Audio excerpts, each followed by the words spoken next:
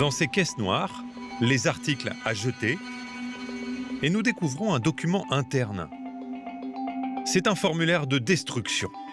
À gauche, les codes produits. Les B, ce sont les articles d'Amazon. Les X, ceux des vendeurs partenaires.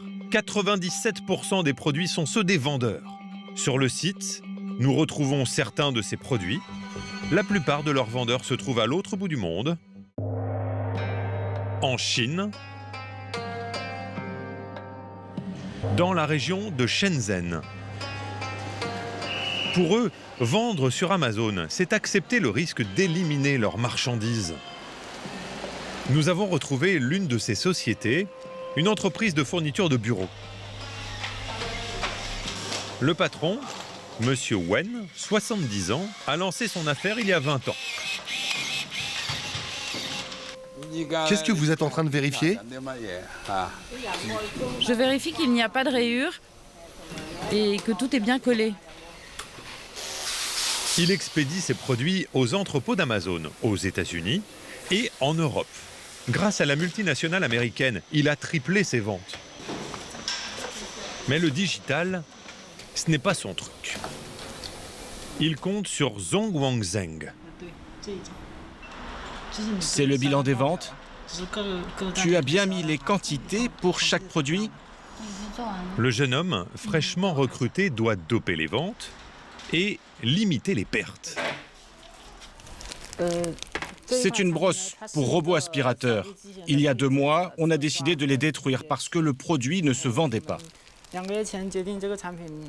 70 pièces directement à la poubelle l'automne dernier dans un entrepôt américain d'Amazon.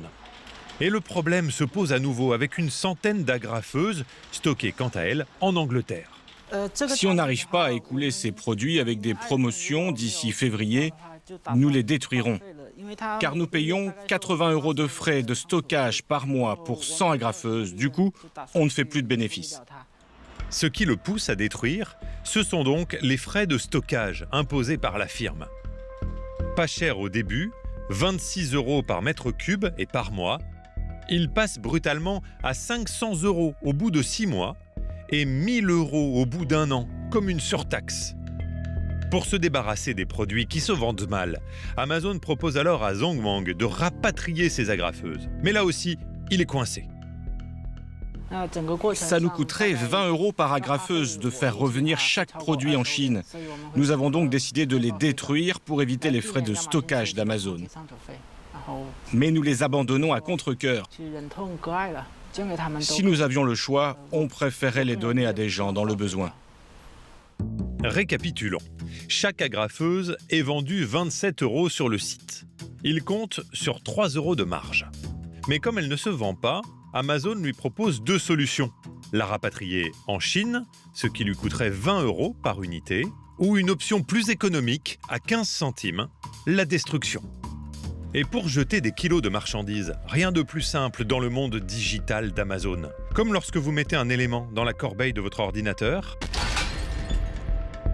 Zhongwang n'aura qu'à cliquer sur la case « Destruction » et à l'autre bout du monde, le stock d'invendus sera détruit.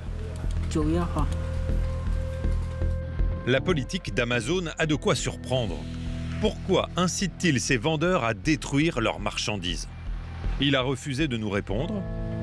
Alors, nous sollicitons l'ancien vice-président Europe qui a quitté l'entreprise il y a seulement 1 an.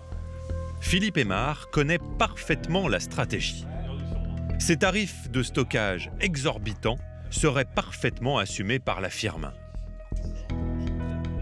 Amazon veut vendre des produits. Donc en fait, on vous incite à ne pas stocker, à ce que j'appelle même à archiver vos produits, parce que dans le commerce, des produits qui ont 6 mois ou 1 an de stockage, ça commence à être déjà très vieux, c'est des produits qui ne tournent pas.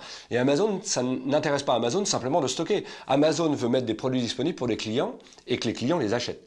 Donc si vous mettez sur le marché des produits qui ne marchent pas, on vous incite à les retirer en fait. C'est un tarif dissuasif. C'est un tarif dissuasif, exactement. Selon lui, la destruction de produits neufs ne serait pas un problème pour Amazon parce que ce sont de faibles volumes comparés au chiffre d'affaires global. À Chalon, les produits éliminés ne représentent que 3% des articles vendus. on réagit sur le nombre en fait. Et vous voyez, donc c'est la quantité ramenée aux quantités traitées, ce n'est pas choquant. Vous voulez dire par là que dans l'esprit Amazon, c'est une goutte d'eau par rapport au volume qui... C'est aujourd'hui, oui. Il relativise, mais les destructions augmentent de manière spectaculaire. Rien qu'à Châlons, elles ont été multipliées par 4,5 l'an dernier.